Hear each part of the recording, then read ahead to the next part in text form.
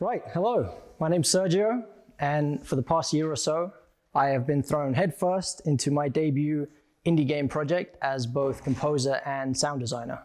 And through my brief but very full experience, I've noticed just how taken for granted communication within a team can be, especially across different disciplines. So I thought it'd be an interesting and hopefully a little educational to give a talk on how to talk to musicians. I'm mainly going to be doing this through a series of anecdotes from colleagues and professionals who know far more than I do. And I'm also going to include sound designers in this talk. The second part will be based on a typical workflow of a sound designer from creating a sound to implementing it into middleware. So, a quick note on what I'm going to be talking about. Why is music important? What value does it bring to a table in a game dev situation? And then knowing that, how do we convey our intentions to extract that from a composer, especially across different disciplines, whether you're this could refer to whether you're an artist, designer, programmer. And then how much creative freedom and flexibility do we allow musicians within a game dev workflow? And the bonus is going to be on Foley. Really, I'm just trying to get to that part of the talk because the rest is not as good, but you'll see. Right, so to understand and appreciate what music brings to the table, we should start in film. This gentleman on the left was Bernard Herrmann, known for his part in the famous power duo that was himself and Alfred Hitchcock. Now, both these men were notoriously arrogant and difficult individuals to work for. It's genuinely a mystery as to how they worked so well together for so long. He famously said, "Hitchcock only finishes a picture 60%. I have to finish it for him." Now, this was definitely intended to ruffle a few feathers, but what he says is true. Music not only emphasizes and accentuates a narrative set by visuals, but it also lifts the emotions of a scene where actions and words fall short. Now, in video games, immersion is taken to a whole new level. Through interaction, they're designed to draw you into a virtual world and convince you of its reality and purpose. Now, we can't just do this without audio and visual, or one of the two. That much is obvious. But the last layer of gunpowder in your arsenal is music.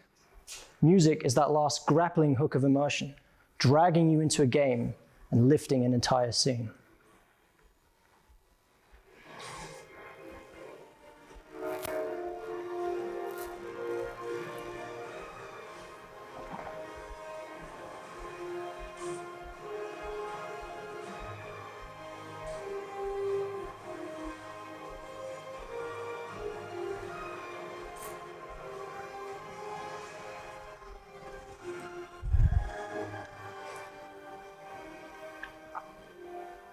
If you haven't played Spider-Man, why? Please go and play it. Right, so now that we understand basically what music brings, how do we now express ourselves to get what we want out of a musician? My director friend Adam says this: "I think it's really important to find examples of the kind of thing you want. This is often difficult. People tend to listen to bands and singers, not film and TV scores. Listening to scores of similar films and pulling out reference tracks is so helpful." So to those who don't know what a reference track is, it's simply an existing piece of music which shows an example of what you want. This is what I like, write something like this.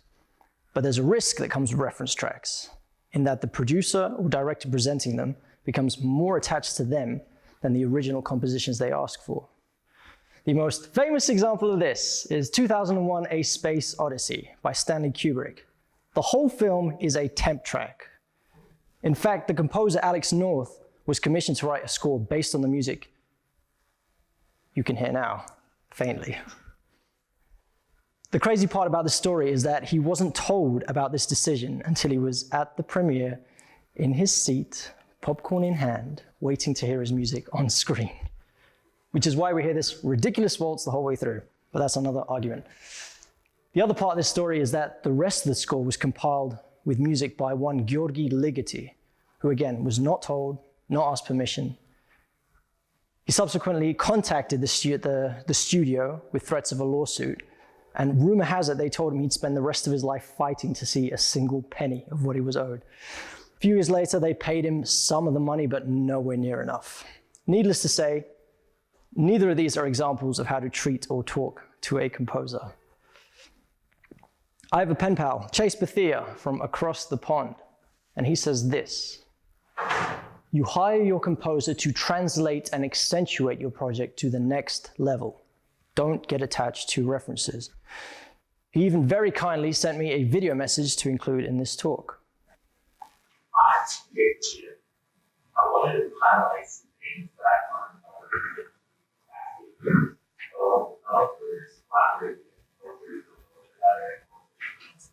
it's like my first name. I would go through to be able to translate essentially your project and so it makes no sense. It is passionate about what you have and not that but that being said, make sure that at least one or two references to offer and during those one or two references, highlight some of the things that you are happy about that makes you do good. For example, maybe like release action, the left response, but you don't release response. Maybe you really enjoy the sense and the clarity, maybe a certain part of your time code from the media that you have and highlight a section of how you have reference and say, this is really cool, I'm going to do this with this. These things always and what we call collaboration. And it also mitigates a lot of actual words that are not really paying for people. Sorry, that was quite quiet. I hope everybody got all of that. Basically, reference tracks are temporary, and we should remember that, and it means to start a dialogue. I particularly like the way Chase talks about how to describe what you like about a piece of music, breaking it into layers, drums, bass line. All right, I want to briefly move on to sound design now, and a game by designer Ben Lunato. Last year, I had the interesting experience at EGX to play his VR experience, A Ton of Feathers, along with sound designer Scott Wade, who was asked to design all the audio for this fantastic little game. They've both very generously donated their back and forth exchanges of communication as perhaps an example of how not to talk to each other. So this is going to be a video from Ben to Scott explaining or trying what he wants from a certain sound. The end of the world, the last guy's about to die, he's dying as his battery dies, so he starts screaming, then it blacks out, the battery's like dying, but while it's still black, the player can still hear the screaming, then as the blackness sinks into that single dot inside the skull, it localizes itself to there, so it's screaming, into the little dot, and then when you put your ear to it, you can hear the screaming, or when you pick it up and move it, you can hear, and then when it explodes at the end of that, or I guess in the middle of that sequence, or the planet starts shooting out, then it goes to that screaming begins again. So a couple months ago, I gave this talk at London Unreal Meetup, and I had Scott and Ben in the audience. I had to be very careful not to take the piss too much and make Ben feel, well, they donated it. They knew what they were giving to me. I asked Scott to come up and explain a little bit more about what he understood from this video. And to him, he had references because he had seen the game, he was putting stuff in, so it kind of made more sense. But if someone sent that to me, I don't know. I don't know how I'd respond. I'd need more. It gets better. Ben sends Scott a reference track, which we now all know what that is. No problem. Sends over a draft, couple revisions. Up to here, this is a perfectly normal conversation. I'd be happy with this. Up to here. Did you bump the melody? It's too much a song. I don't understand. It sounds like a toothpaste commercial. I'm so confused. Are you saying, did I copy the melody? It's just not necessary. It's a soundtrack beat, not a musical beat. Rhythm and melody don't really apply. It's an explosion. I just want to come back to this bit. So I've studied music for 3 years at university. I graduated, so I know that there is no such difference between a soundtrack and a musical beat. Maybe there is. And then rhythm and melody, all music is rhythm and melody, or one of the two. So anyway. Last year, I had the privilege of meeting Joe Henson and Alexis Smith, aka The Flight, at a Spitfire audio event. And their credits include writing music for Horizon Zero Dawn, Assassin's Creed, Alien. And I mentioned I was giving this talk, and they very generously donated their own beguiling interaction with a creative. We were working on a TV commercial for McDonald's. The creative came to the studio to work on it with us.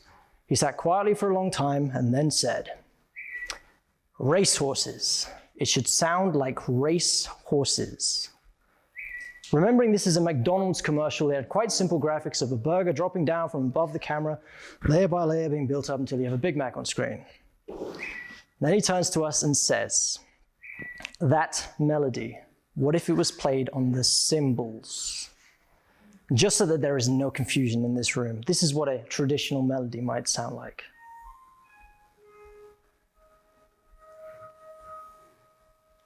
And this is a cymbal. So I can only imagine what they were trying to get out of these two.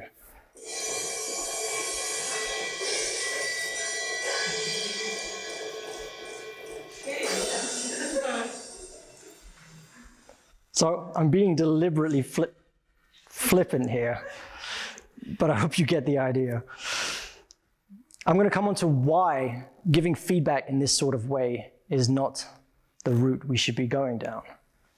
So I've been working with Francesco and Jonathan at Fallen Flag Studio for the last year or so, and when it comes down to my own briefs, I often ask them for 3 descriptive words or a super short sentence describing the mood and the setting for what I'm writing for, as opposed to a long document with convoluted paragraphs and fantastic detail that is not necessary for me to know in order to do my job. Through my travels as a sound designer, I've come across Akash Thakar, who professes that same sweet and crisp instructional method. He says, "We train our game designers to speak in terms of the emotions they want to feel." In fact, he diligently breaks this down in his book on Amazon. Akash advocates for the language between designer and musician to be one of emotionally based, as opposed to technical. After all, we think in terms of feels just as storytellers and creatives do. So instead of saying something like, "Make sure this sound is using 3 oscillators and a distortion plugin on top of it," feedback should be more along the lines, "This sort sounds good, but I would love it to sound more elegant." Immediately, you're giving your musician or sound designer creative freedom to answer the brief that you've set before them without limiting their technical abilities or mindset. One more thing on emotion and Akash. I asked him a couple of weeks ago why he only chooses to show a select few projects on his website as examples of work, knowing full well that he's done many, many more. And his answer was, we don't walk into a burger restaurant and say, "Wow, these people have made 1 million burgers. What a reliable burger. I have to have one." No, we walk in and think, I want that burger because I like it. That's it. So there you go. Right, my next point, probably the most important, is one on middleware. For those of you not familiar, software such as Fmod and Wise are used by sound designers to test and edit sounds before then delivering them to you in your game engine. It gives them incredible creative control over what they're doing without bothering you back and forth when testing. So the idea is that rather than using the built-in audio plugins in your game dev software, your sound designers can literally handle and manage thousands of assets with minimal coding on your side. It's literally a win-win for both sides. Plus, nowadays, integrating this sort of software with the likes of Unity and Unreal could not be easier and stress-free, more stress-free. Right, finally, Jesus, took forever. Foley. Who doesn't know what Foley is? Who does know what Foley is? Both questions. Everybody should raise their hands. Right. This is what Foley is.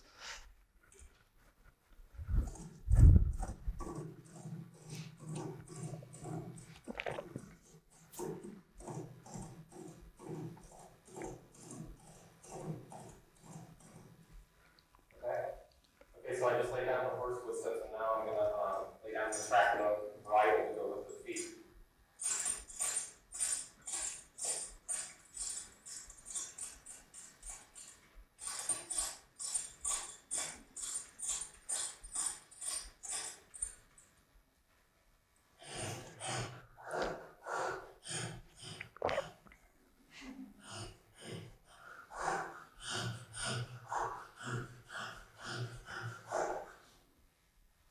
Okay.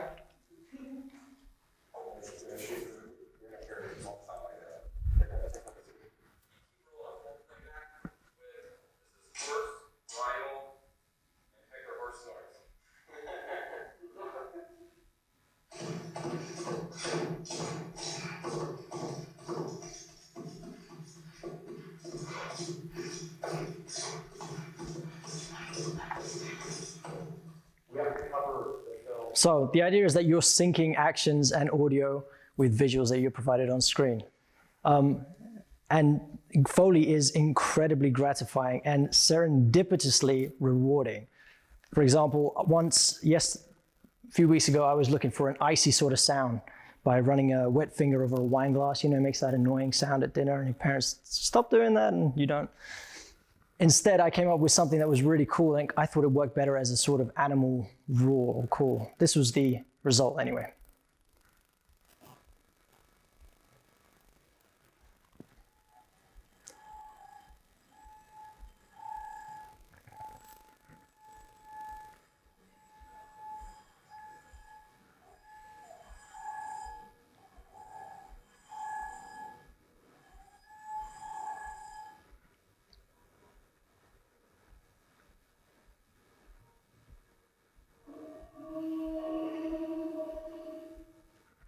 That was from a wine glass. It's so cool, right? It reminded me of like a velociraptor. Anyway, there's also no limit to what you can use for sound design, which is what I love about it. Literally any object in the house could be used as a tool for creating some interesting sort of sound. Even an instrument, even a violin. Now this is Tina Guo. She's an electric cellist extraordinaire, known for her works on Pirates of the Caribbean, Inception, and most recently, Cyberpunk 2077. She is an incredible musician and string player, and just as windswept epic as her photos lead you to believe. This is me. A guy who recently bought a 3/4 size violin from a friend almost immediately snapped one of the strings. But the beauty of sound design is that you don't have to be an incredible instrumentalist in order to make a good sound. All I have to be good at is knowing how to process the hell out of the god-awful squeal that I relinquish from what I'm using. So I took this very simple articulation, which is playing right close to the bridge, which is that little wooden bit, and it gives that really ghostly kind of feel. And I layered it like no tomorrow in Logic Pro, added a bunch of plugins, and this was the result.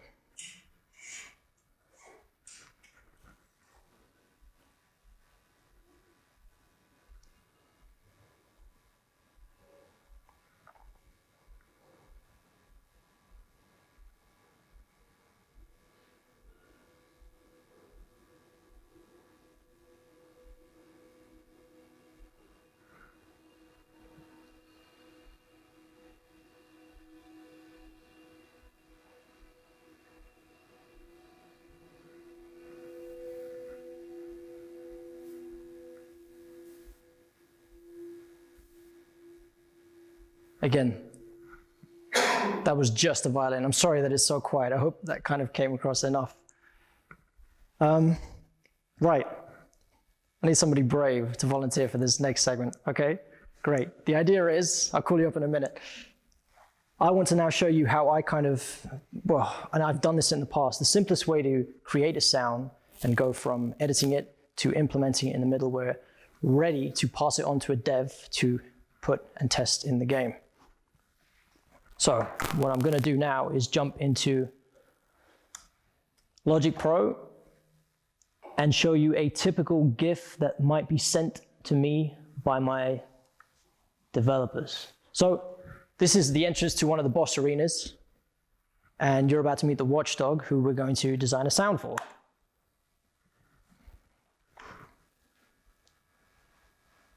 So you enter the arena, big boy wolf over there turns around, notices you, gives a little snarl, and gets ready to eat you, kill you, whatever he feels like.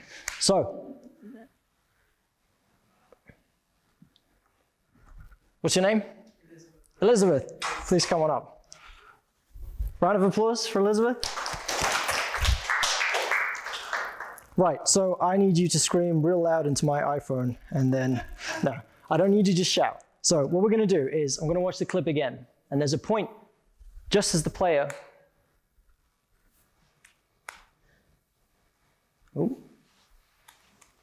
just as the player enters and the watchdog notices the player, it turns around, and I wanna just create a sort of like growl, just right there. It turns around, and just, right? That sort of thing, raspiness. Don't have to shout because it's not about volume.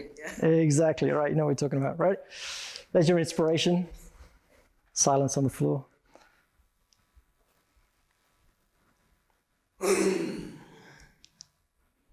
Give me another one, and just give me more like guts, more like get some phlegm into it somehow. Ready? That was nice. Okay, sit down, please. Thank you very much. Thank you, Elizabeth. Right. Now with the magic and phenomenon that is airdrop.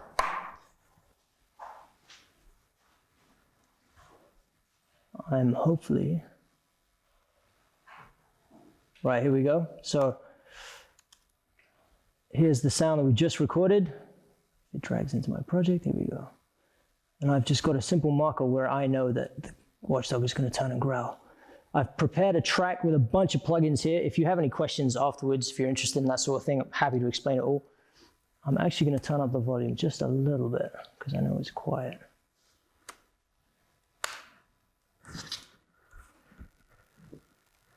Wait, sorry.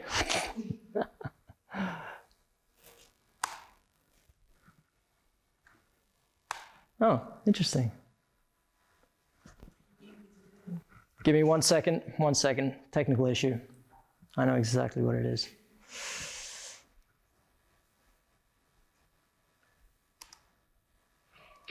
Right, here we go.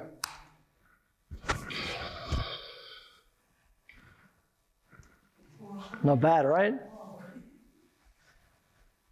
Want to hear it again. Damn, that's better than mine. How many times have you done this? Never mind, we'll talk afterwards. Right, that was fantastic. I actually like the way you can hear your breath at the beginning. That's like a snarl. Fantastic. Right, so I'm going to show you what I did because now I feel threatened. No.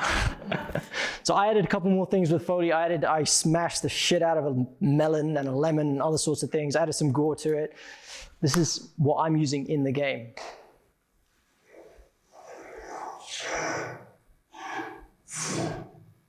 And the battle starts and everything like that. Right, so let's take the sound and now put it into Fmod. This is Fmod, not that, that's the music, right. So, this is the middleware that I was talking about. Here's the track that I'm going to use for the watchdog start animation. If I go to here, and I'm going to use mine because it's already bounced and everything. Here we go. So here's the sound. I can now play it and test it in Fmod. Make sure it plays. Maybe it needs to go up in volume or down in volume. I can then add an extra effect if needs be. All of this before bothering the dev saying, hey, does this sound all right? No, I'm going to make sure it sounds perfect just before delivering. Next part is I save, I build the project, which will hopefully build inside a folder that you've now located within the Unity or Unreal project. And that's it. I might copy the path where my track is so that inside Unity or Unreal, they can find it in their drop-down menu when putting in the audio. Now, I'm no programmer, nor do I know a thing about code, but from what they've told me and what I've read and understood, there is very simple coding that's put in place for making sure that these sounds are called upon. In fact, they've told me that they pretty much use this same piece of coding with minor changes for every sound that's used in-game. All he has to say is where the sound is coming from, what it's playing, and if it has a parameter or not. Now, parameters are beautiful little things, which I'm now going to show you, especially when it comes down to soundtracks. So I have an example of the soundtrack in the game right here. Now, I have 3 distinct loops, which correspond to 3 different stages within a boss fight. And they're all adhering to a parameter up here called boss health. And it basically means that as the boss health drops below a certain number, it will change automatically to the next loop. Right, let's put that back up to 100. Right. So I'm just going to start and I'll talk you through it as we're going. Had quite a long intro, so I'm going to skip that.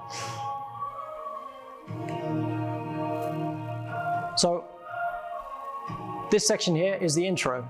It's now going to enter a loop section, which starts from stage 1 to this marker here. This green part here is a transitional loop region, which essentially means that if it doesn't change, sorry, let's start again. Transition adheres to a condition that I've set it. In this case, there's a bar here. This would be 100. I set it to about 65, which means if the health doesn't drop, or the parameter, I should say, doesn't drop below 65, it will stay within this loop region. Now, I guess the whole point that I'm trying to get at with using middleware is the idea that we're not emailing or messaging people on Discord back and forth asking, does this work? How did that work? Did it loop okay? Or loading it up in Unity and testing it and closing it and testing it again. I can test exactly what would be simulated in the game right here before bothering anybody. So I know my side is done. So keep that in mind when I'm giving you these points. One of the reasons why middleware is so powerful is I can make sure that my music has been written compositionally in a way that works for changing and transitioning to other sections. Otherwise, it might switch abruptly and you hear a nasty audio click, or it doesn't make sense with the music. So, for example, I have these green transitional barriers that are set after a musical phrase or a certain number of bars, if you will. So watch what happens. I'm going to drop it below 65 now. And as it hits this barrier, it will transition to the next part.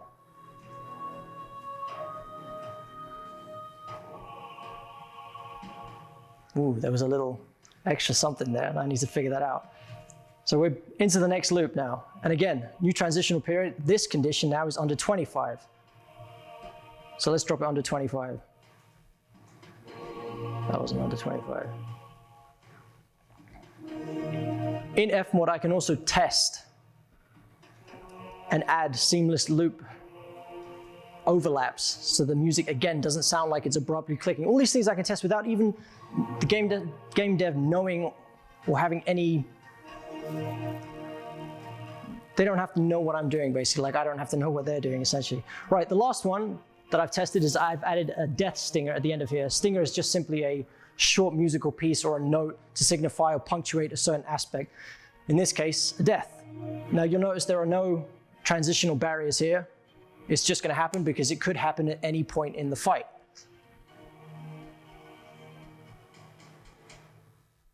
And that's it. The idea is that my job as a composer is to create a seamless piece of music regardless of what's happening in the game. I don't want the player to realize or noticeably realize when the music is changing. It should just feel like one continuous track that they're listening to without realizing that they are directly influencing what's happening. So, to recap, music is great. Music is fantastic. It's the icing on the cake, the last 40%, if you will, to glue all your wonderful ideas together and bring them to life.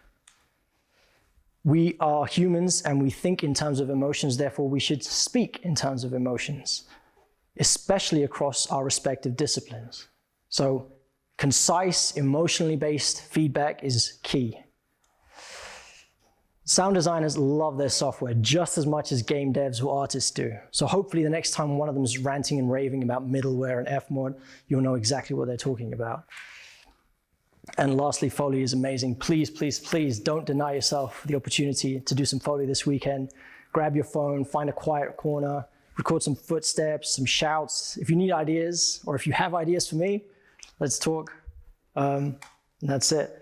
I'm currently working on Eldest Souls with Fallen Flag Studio. Find me on social media. I'm more than happy to answer any questions or just get in touch. And I'll be walking around the church in the next couple hours. Thank you very much for listening.